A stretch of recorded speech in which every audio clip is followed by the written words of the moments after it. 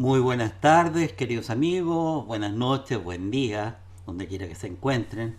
No se olviden de darle me gusta si es que les parece bien el contenido de este video, que es importante que se pueda compartir para todos los cristianos verdaderos que deseen recibir una información verdaderamente valiosa. Me vi obligado a dividir el video por lo amplio que era. Vamos a seguir profundizando en relación al capítulo 2 y 3 en próximos videos, pero de momento lo más importante ya está aquí y ustedes lo van a recibir ahora. Así nos encontramos que tenemos un camino de cultura decididamente descendente hasta nuestra época, la quinta época de la civilización.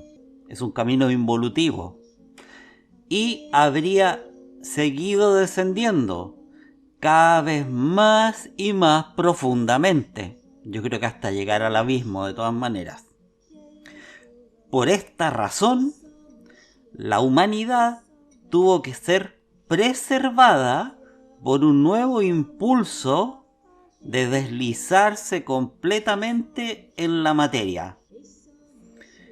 El ser tierra, nosotros, nunca antes había descendido tan profundamente. Y se hizo necesario que un impulso más fuerte, de hecho el más fuerte de todos, tenía que venir a la tierra.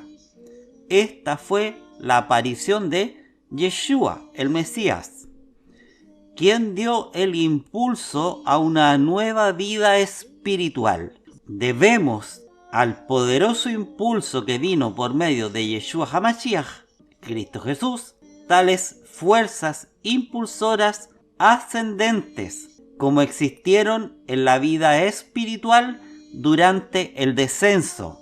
Siempre hubo impulsos espirituales presentes en este descenso a la materia. La vida cristiana recientemente comenzó a desarrollarse gradualmente. No fue hace mucho, hace pocos siglos, muy poquitos. En el futuro se elevará a una gloria trascendente, así lo veía Steiner, y yo creo que ya estamos muy cerca de que ese futuro, que entonces parecía a él tal vez lejano, a mí me es demasiado inmediato en este momento. Yo creo que estamos por vivir ese momento de que sea elevada la vida cristiana a gloria trascendente. Porque solo entonces la humanidad comprenderá los evangelios. Hay una lectura de los evangelios, se leen en todas partes, se repiten, pero el verdadero entendimiento no ha ocurrido, no en forma masiva. Necesitamos que la humanidad comprenda la profundidad de estos evangelios. Y ahí se va a ver la enorme cantidad de vida espiritual que contienen. Ahora bien, lo que se desarrolla de edad en la época post-Atlante está representado por el autor del Apocalipsis como expresado en pequeñas comunidades.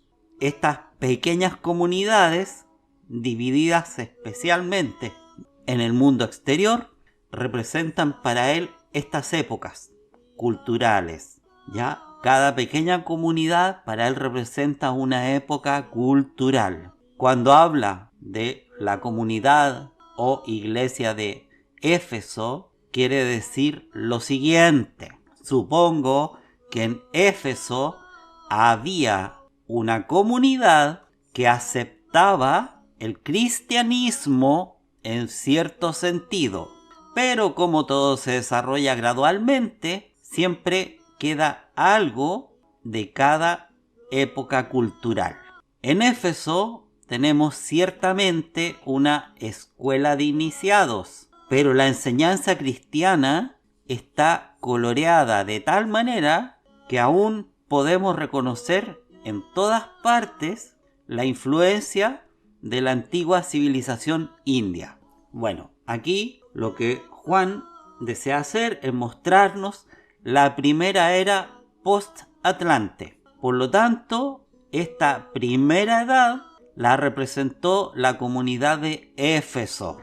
Y lo que ha de anunciarse ha de ser comunicado por carta a la comunidad de Éfeso. Debemos representar esto aproximadamente así. El carácter de esa remota era india de civilización, por supuesto, permaneció, continuó en varias corrientes de la cultura. Encontramos algo de este carácter en la comunidad de Éfeso, que comprendió el cristianismo de tal manera que todavía estaba determinado por el carácter típico de la antigua civilización india. Así, en cada una de estas cartas tenemos un representante de una de las 7 eras de civilizaciones posteriores a la Atlántida. Y esto es importante para entender que hay un representante en cada edad. Hay un representante en esta quinta edad, representante en la sexta y séptima que todavía no vivimos. Eso es un detalle interesante en estas cartas, capítulo 2 y 3. En cada carta se dice: vosotros sois fulano de tal. Este y aquel lado de tu naturaleza está de acuerdo con el cristianismo, pero el resto debe volverse diferente.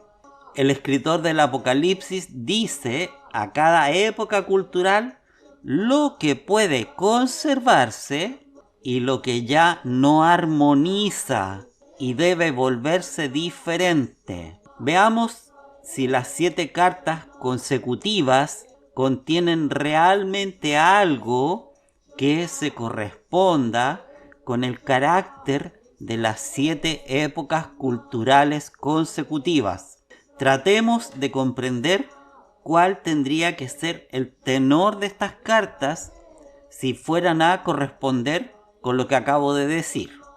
El escritor piensa: en Éfeso hay una comunidad, una iglesia, ha aceptado el cristianismo, pero lo colorea con el tono de la primera época cultural, extraña a la vida exterior, no llena de amor por lo que es la verdadera tarea de la humanidad post-Atlante.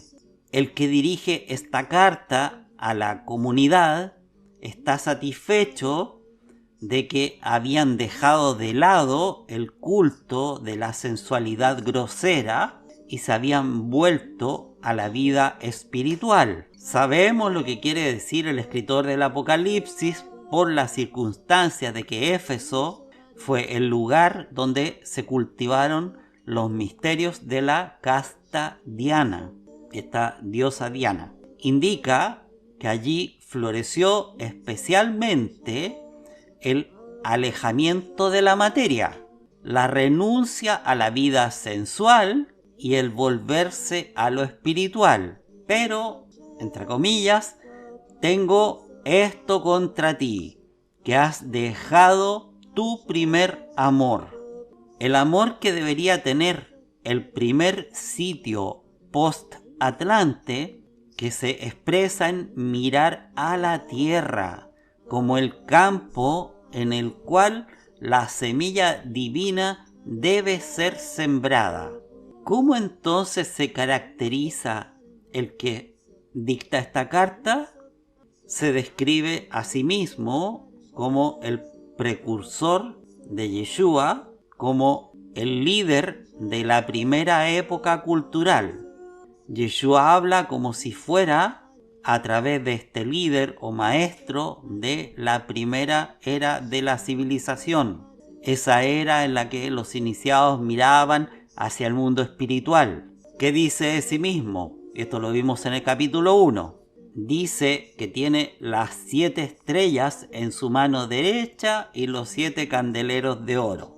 Las 7 estrellas no son más que símbolos de los 7 seres espirituales superiores, que son los líderes de las grandes eras de la civilización. Y de los 7 candelabros se nos dice expresamente que son seres espirituales, que no pueden ser vistos en el mundo de los sentidos. También se hace referencia a estos en palabras claras en la iniciación del yoga, pero también muestra que el hombre nunca obra según la evolución si odia las obras exteriores, si deja de amar las obras externas. La comunidad de Éfeso abandonó el amor por causa de las obras externas. Así se dice con toda razón en el Apocalipsis: tú aborreces las obras de los Nicolaitas.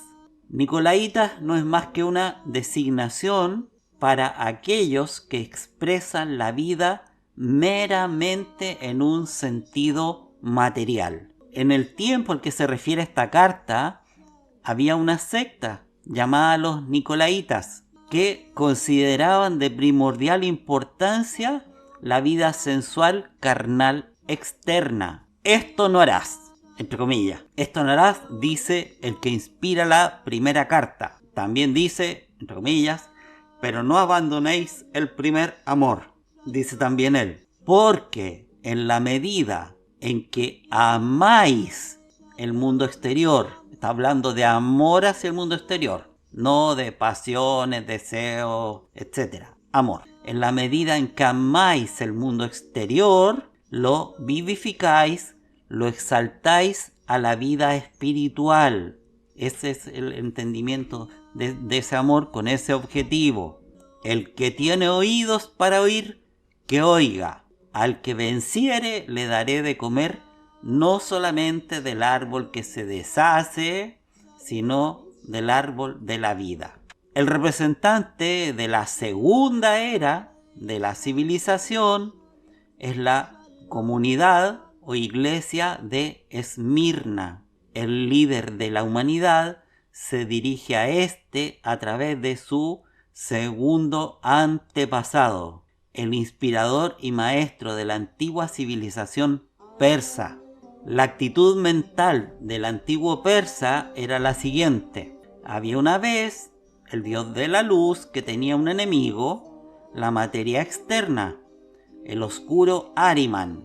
Al principio me uní con el espíritu de la luz, que primero estuvo allí, luego me incorporé al mundo de la materia, en el que el poder atrasado y hostil Ahriman se inculcó a sí mismo, y ahora, en conjunción con el espíritu de la luz, trabajaré sobre la materia y encarnaré el espíritu en ella. Entonces, después de que la deidad del mal haya sido conquistada, la deidad del bien, el espíritu de la luz, reaparecerá. ¿Y cómo lo vemos eso después? Yo soy el primero y el último, quien es muerto en la vida material y resucitado en la resurrección espiritual. Y así leemos en la segunda carta: yo soy el primero y el último, el que es y que era y que ha de venir, el que ha vuelto a vivir. Y lo encontramos eso mismo en el capítulo 1, versículo 8 de Apocalipsis. Llevaría demasiado lejos entrar a repasar cada oración de esta manera, pero debemos considerar más de cerca la oración que describe minuciosamente cómo una persona permanece como miembro de la comunidad de Esmirna cuando la transforma en el principio cristiano. Allí leemos que el hombre da vida a la materia muerta, que la espiritualiza. Él no es destruido por eso. Si lo fuera, entonces la muerte sería un evento que lo cargaría a una vida espiritual en la que los resultados de esta vida terrenal no tendrían cabida. Por ejemplo, tomemos a una persona que no ha vivido su vida de tal manera que pueda recoger sus verdaderos frutos. Ella no lleva frutos consigo a la vida espiritual, pero solo de esos frutos se puede vivir en el mundo espiritual. Si, por lo tanto, no llevó consigo ningún fruto, experimentaría la muerte segunda, que también aparece señalada en el libro de Apocalipsis. Al trabajar en este campo terrenal, se salva de la muerte segunda. Al que tiene oído, oiga lo que dice el Espíritu. El que venciere no sufrirá daño de la segunda muerte. Capítulo 2, versículo 11. Ahora pasaremos a la comunidad de Pérgamo, que es de donde proceden los pergaminos.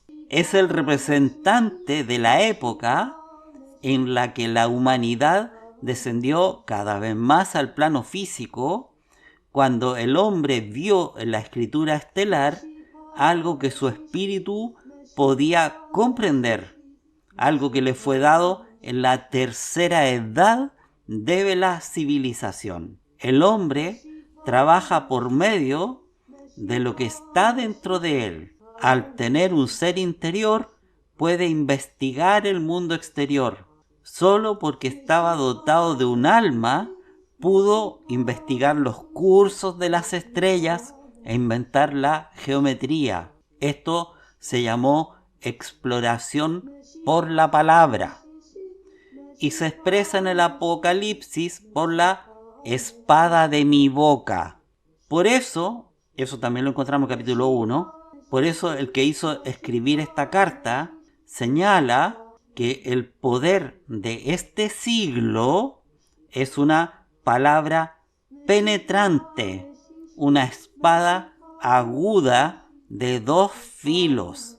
Esa es la palabra de Hermes de los viejos sacerdotes, la palabra por la cual los poderes de la naturaleza y las estrellas fueron explorados en el sentido antiguo. Esa fue la civilización adquirida principalmente por medio de las fuerzas anímicas astrales internas del hombre en el mundo físico. Si todavía se lograra en esa forma antigua, sería verdaderamente una espada de 2 filos, porque entonces la sabiduría estaría peligrosamente cerca del borde entre la magia blanca y la negra, entre la que conduce a la bienaventuranza y la que termina en destrucción. Por eso dice que sabe muy bien que donde moran los representantes de este siglo, allí también está la sede de Satanás. Esto indica todo lo que podría desviarnos de los propósitos realmente grandes de la evolución. Y la enseñanza de Balaam no es otra que la enseñanza de los magos negros, porque esa es la doctrina de los devoradores de pueblos. Los devoradores de pueblos, los destructores de pueblos, son los magos negros, que trabajan solo al servicio de su propia personalidad y por lo tanto destruyen toda hermandad, devoran todo lo que vive en el pueblo. Pero el lado bueno de esta civilización consiste en que el hombre comienza a purificar y transformar su cuerpo astral. Esto es lo que se llama el maná escondido, lo que es meramente para el mundo, transformado en alimento de los dioses. Lo que es solo para el hombre egoísta, transformado en divino, se llama maná escondido. Todos los símbolos aquí indican que el hombre purifica su alma para convertirse en el vehículo puro de manas o el ser espiritual. Para este fin, sin embargo, todavía es necesario pasar por la cuarta edad de la civilización, porque entonces apareció el Salvador, el mismísimo Yeshua HaMashiach, Cristo Jesús. La comunidad de Tiatira aquí se anuncia a sí mismo como el Hijo de Dios, que tiene ojos como llamas de fuego y pies como de bronce.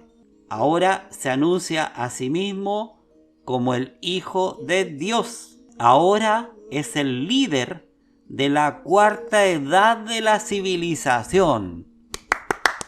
Cuando el hombre ha descendido al plano físico, cuando ha creado su imagen incluso en los medios de la cultura externa, ha llegado ahora el período en que la deidad misma se hace hombre, se hace carne, se hace persona. La época en la que el hombre descendió a la etapa de la personalidad, donde en las esculturas de los griegos la deidad individualizada aparece como personalidad, donde en el ciudadano romano la personalidad viene al mundo. Al mismo tiempo, esta era tuvo que recibir un impulso a través de la aparición divina en forma humana. El hombre que había descendido solo podía salvarse a través de Dios mismo apareciendo como hombre. El yo soy o el yo en cuerpo astral debía recibir el impulso de Yeshua. Aquello que anteriormente solo existía como germen, el yo o el yo soy, iba a aparecer en la historia en el mundo exterior.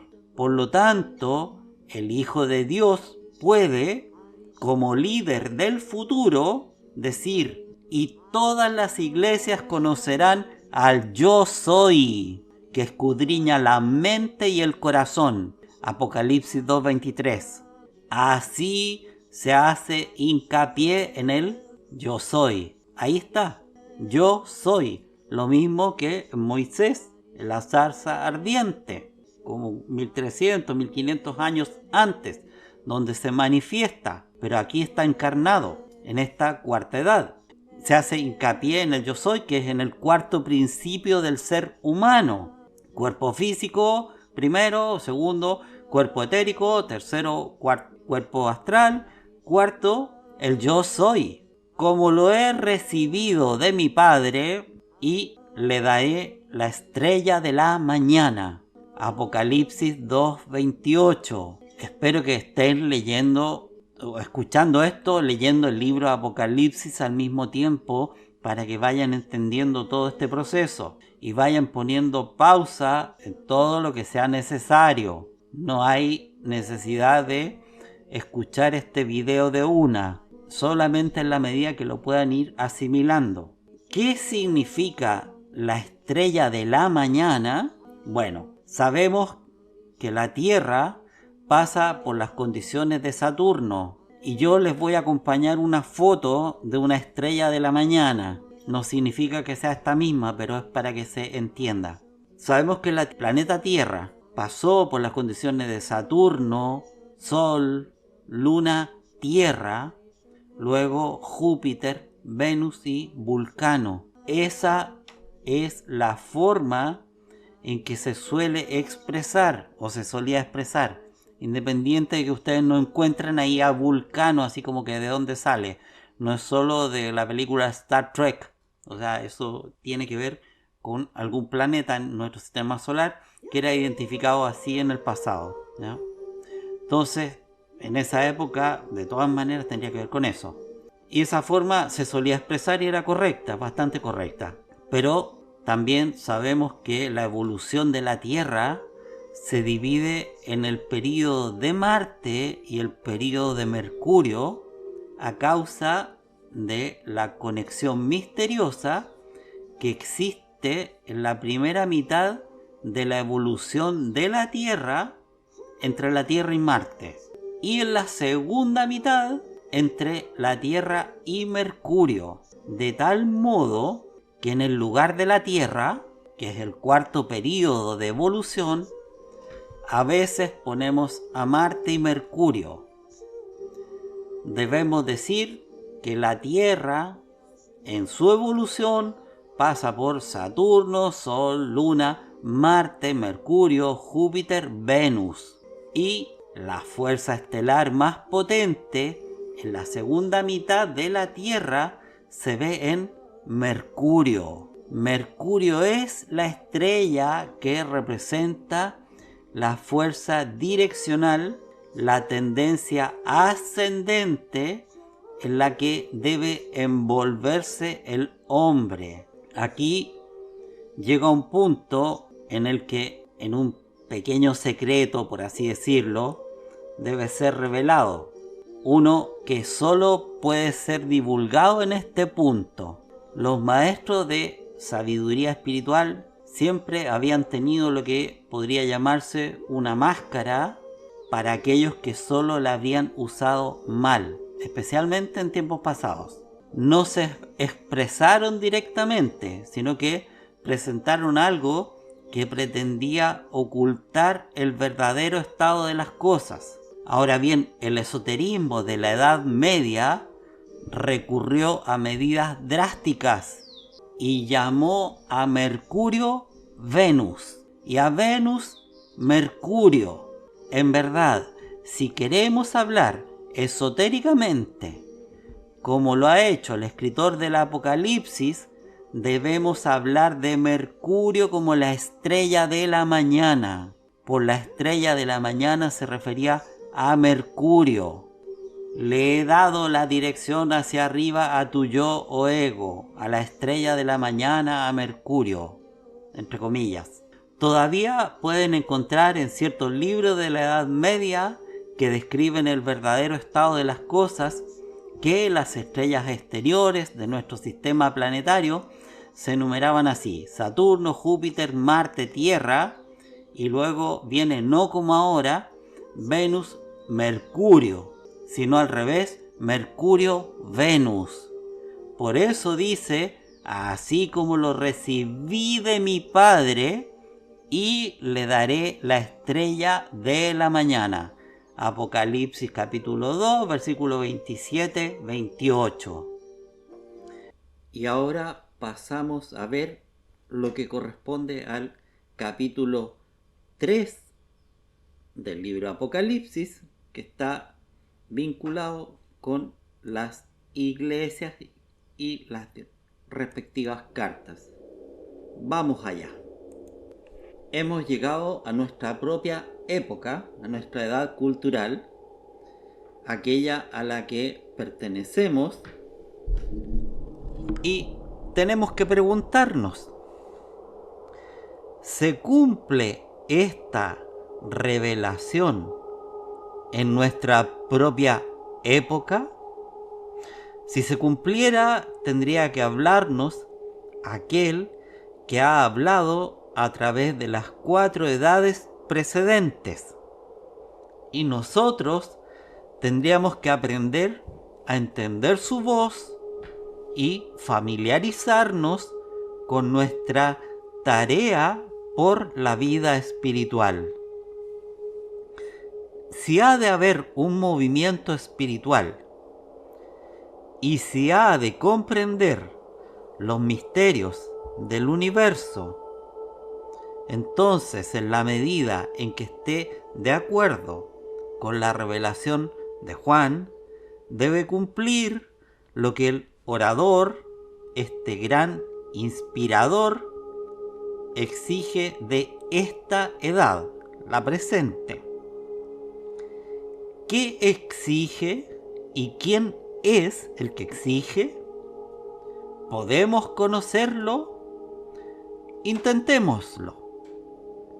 Apocalipsis capítulo 3, versículo 1.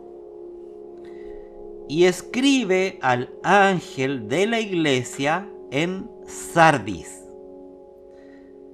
Aquí nosotros debemos sentir que se nos está hablando a nosotros mismos. Estas cosas dice el que tiene los 7 espíritus de Dios y las 7 estrellas. De acuerdo con el concepto del escritor del Apocalipsis, el hombre, tal como lo conocemos, es una expresión externa de los 7 principios humanos que hemos enumerado.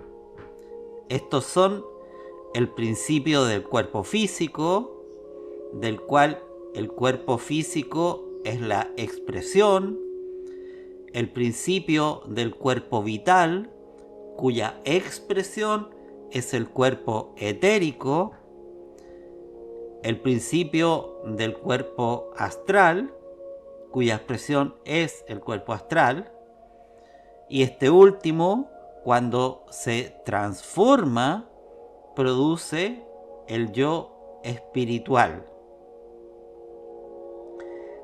El cuerpo etérico transformado, el espíritu de vida, y el cuerpo físico transformado, el hombre espiritual. En el centro está el principio yo. Estos son los 7 constituyentes espirituales en los que la naturaleza divina del hombre se manifiesta como en los miembros de un líder. Según la expresión técnica usada en ocultismo, estos 7 principios son llamados los 7 espíritus de Dios en el hombre. Hagan un recuerdo del que es, que era y que ha de venir, que está en un trono frente a los 7 espíritus, ¿ya? Para que veamos a qué se estaba refiriendo en este caso Juan iniciado, ¿no? Los 7 espíritus. Aquí lo acabamos de ver a qué se refiere con los 7 espíritus.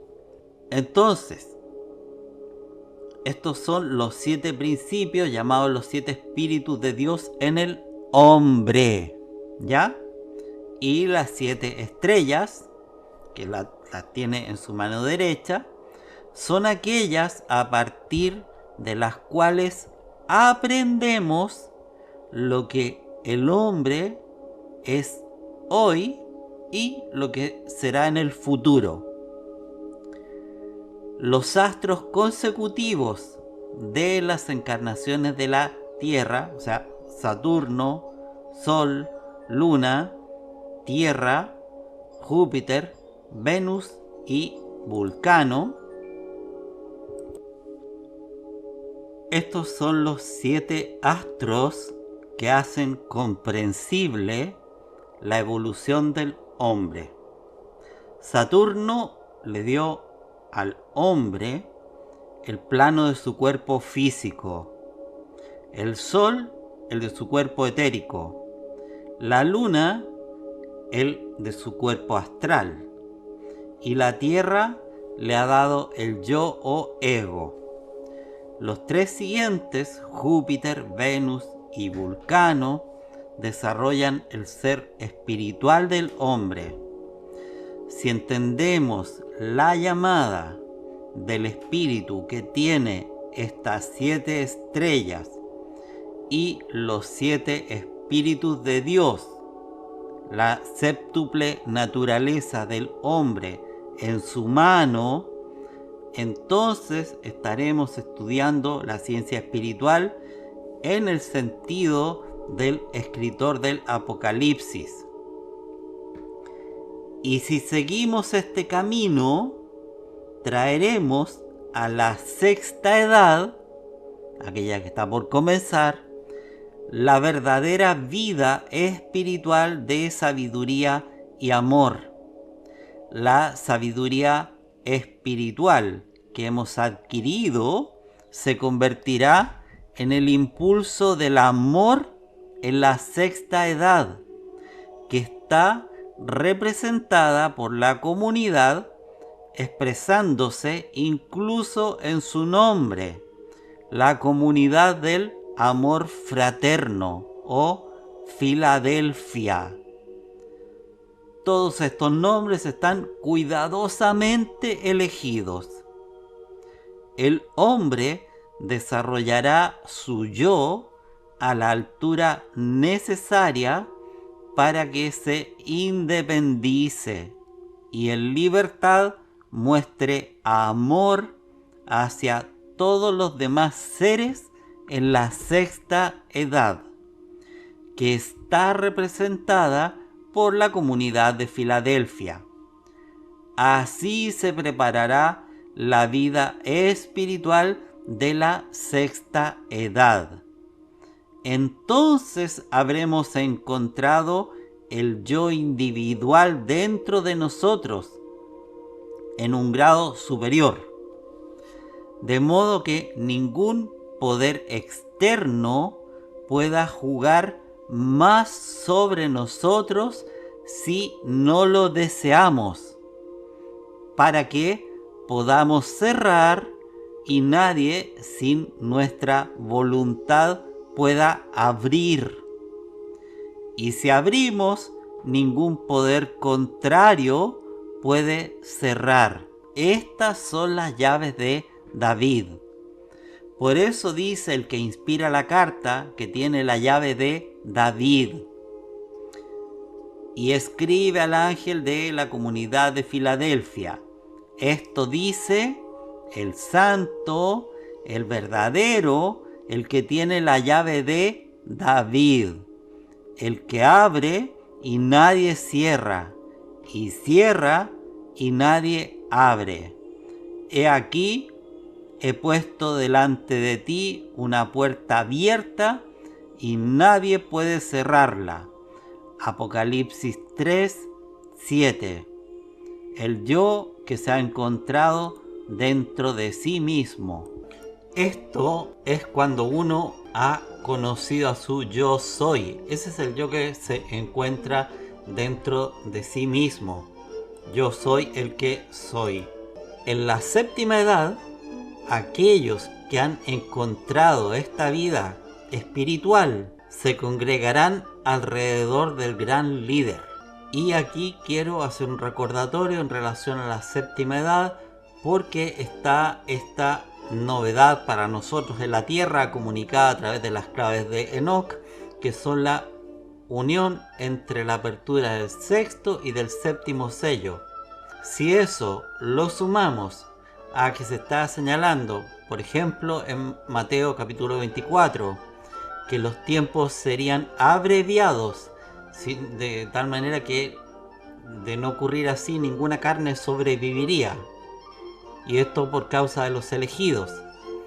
Yo creo que eso es necesario pensarlo aquí, porque hay evidentemente un cambio entre lo que está escrito y el cómo va a acontecer en esta parte, porque vamos a entrar en una sexta edad o subedad, esta edad cultural, pero resulta que también debiera darse la séptima al mismo tiempo, porque los tiempos ya no acompañan lo que anteriormente estaba proyectado, como que pudiéramos estar aquí unos 1500 años más en una sexta edad.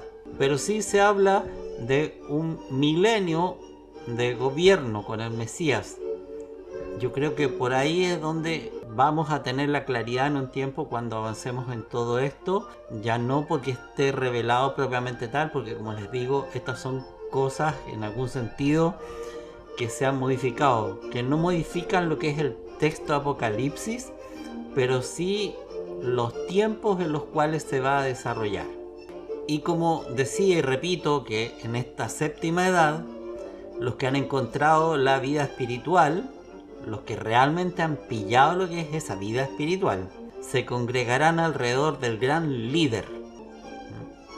Esa vida espiritual significa un movimiento hacia el gran líder. Ya pertenecerán tanto a la vida espiritual que se distinguirán de los que se han apartado, que son tibios, ni fríos ni calientes. El pequeño rebaño que ha encontrado la espiritualidad comprenderá a aquel que podrá decir entonces, cuando se dé a conocer, yo soy el que contiene en sí mismo el verdadero ser final hacia el cual todo se dirige, porque este ser final se describe con la palabra amén y escribe al ángel de la iglesia de la Odisea. Así dice él, amén, el que en su ser presenta la naturaleza del fin. Esto lo encontramos en Apocalipsis 3, versículo 14. Y así vemos que en el Apocalipsis de Juan se presenta el contenido de una iniciación, incluso la primera etapa de esta iniciación, donde vemos el progreso interior de las 7 edades post-atlantes, donde todavía vemos el espíritu del plano físico.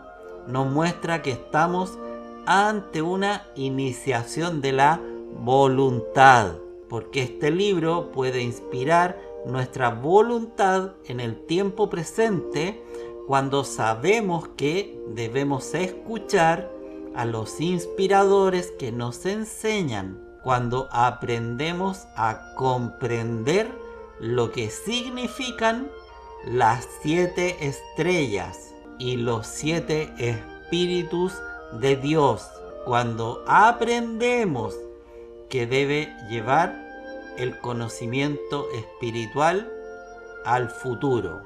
Ahora sí, con esto hemos terminado este video en relación con esta parte del capítulo 2 y capítulo 3. Como les dije antes, es muy importante que se pueda entender. Si es necesario, y yo creo que así ha de ser, se deben repetir los videos. Es una recomendación, una sugerencia. Bendiciones en el nombre de nuestro Señor Yeshua HaMashiach.